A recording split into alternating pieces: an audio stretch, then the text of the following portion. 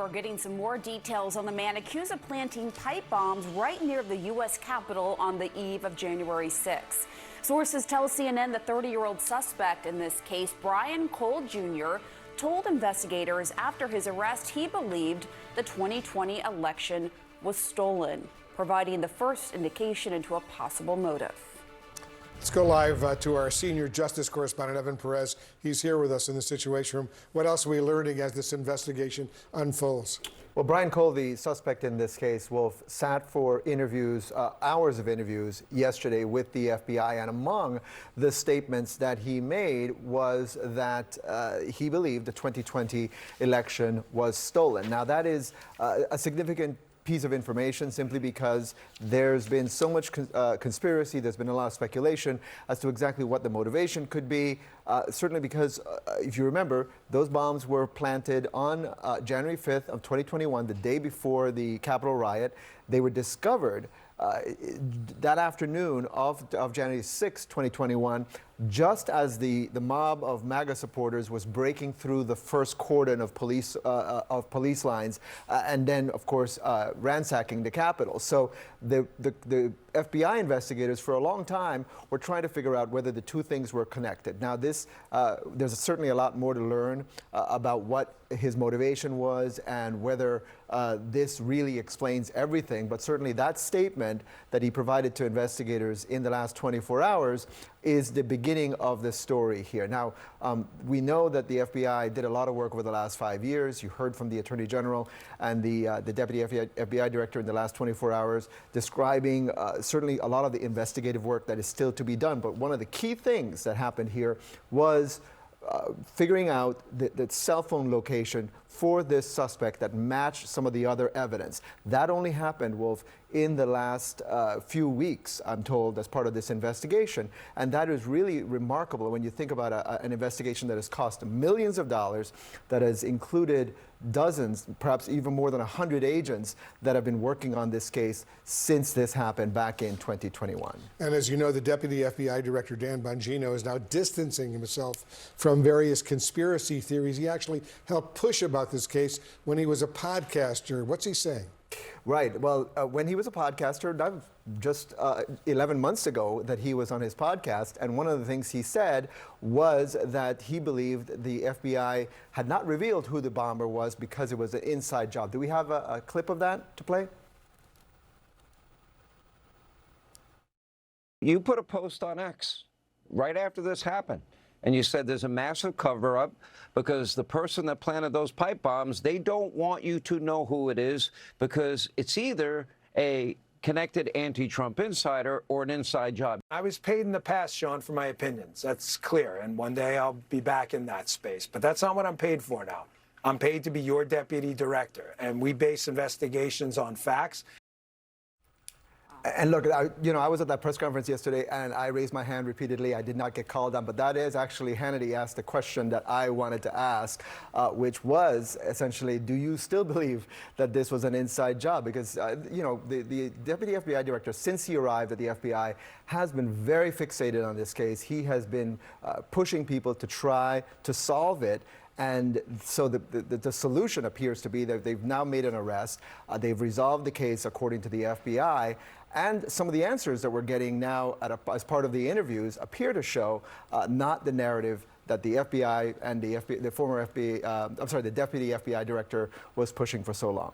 Deputy FBI, the number two FBI official. All right, Evan Perez, thanks very, very much. And I just want to show an image of the press conference that occurred yesterday, high-level press conference where they announced these charges, and the sort of just a reminder of the people who we're talking about: Pam Bondi, the Attorney General; Jeanine Pirro, who is the U.S. Attorney in D.C., Kash Patel; the FBI Director, Dan Bongino, the Deputy FBI Director. They all have a lot in common, and that is pushing the stolen election conspiracies leading up to that January 6, 2021. That's right. This was a core belief of MAGA supporters, a core belief of many of the folks who are in Trump's administration, including Trump, who continues to push this lie that somehow 2020 was a stolen election.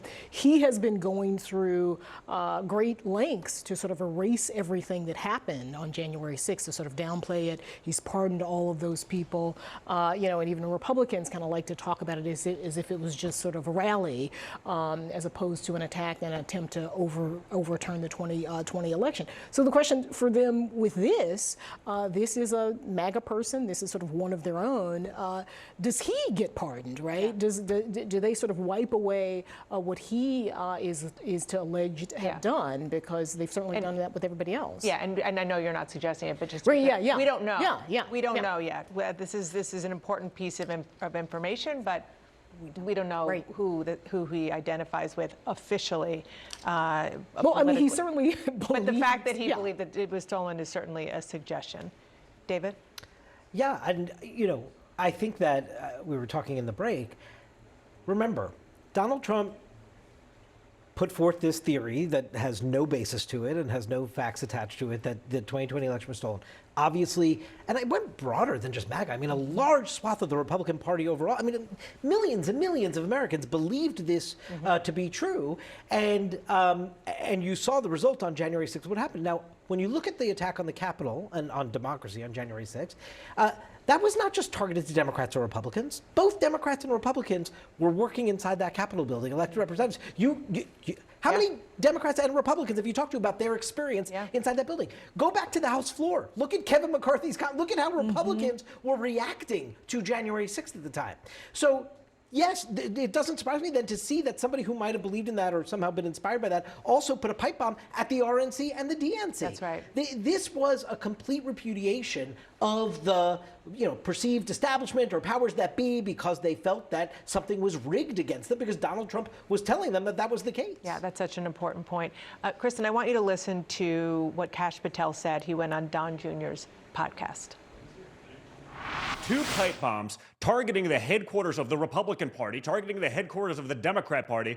I can understand maybe the media ignoring targets on the Republicans because, again, their silence is golden and they only report on that. But, I mean, that to me is a far greater threat than any of the nonsense, a grandma taking a selfie inside of January 6th, and yet it just disappeared. It's almost like that was the backup plan if they didn't get what they wanted out of January 6th, which to me seems like a very clear setup operation. And look, you're absolutely right. It wasn't grandma taking a selfie inside the Capitol on January 6th. Let's just be clear on that. But beyond that, Kristen, just the notion of this being the outlet through which Kash Patel wants to get out after this day where he had that press conference talking about, and it really was terrific police work. Yeah, and I will note that every single person on that stage ended up doing an interview either on an outlet like that or on Fox News in the last 10 hours after that. So they were clearly targeting an audience when they were talking about this. It was interesting to hear Don Jr. kind of once again dive into these conspiracy theories, even after you saw, as you said, terrific police work that led to the arrest of this individual. Because one of the things that we had heard from Dan Bongino, who really led the charge of this inside of the FBI, if you talk to anyone, it was him who was hammering this home. And that was because he had been so fixated on his podcast. And one of the things he had said over and over again, and just kind of seemed to be a little bit what Don Jr. was alluding to, this end game, situation, was that this was an inside job. Or it was by somebody who was so anti-Trump that the FBI real was quick, covering it I'm just up. going to say again what Don Jr. said. It's almost like that was a backup plan if they didn't get what they wanted out of January 6th, which to me seems like a very clear setup operation. The director of the FBI responds, look, you're absolutely right. Which is also bizarre that he said that, given the fact that Dan Bongino himself, who again was the loudest voice on this, saying it was an inside job, was asked last night by Sean Hannity on Fox News, well, what about the fact that you've said for years that this is an inside job? And his response was, well, at that point, I was paid for my opinions. Yeah. So I was paid to say what I thought, and I thought that at the time. But you know what? Now I work for the FBI, so I'm paid for facts, and these are facts, and this is the truth. And he also said, that's clear. One day I'll be back in that space but that's not what I'm paid for. Right, so we'll hear his opinions another time and you'll get paid for that then. But I do think it's interesting that you have Kash Patel here seemingly agreeing with this conspiracy theory after you have all of this work that these individuals had on the stage trying to say that this is what we did to get this outcome. Even Patel was celebrating. I mean, this is supposed to be something that puts them in good favor with the president as well.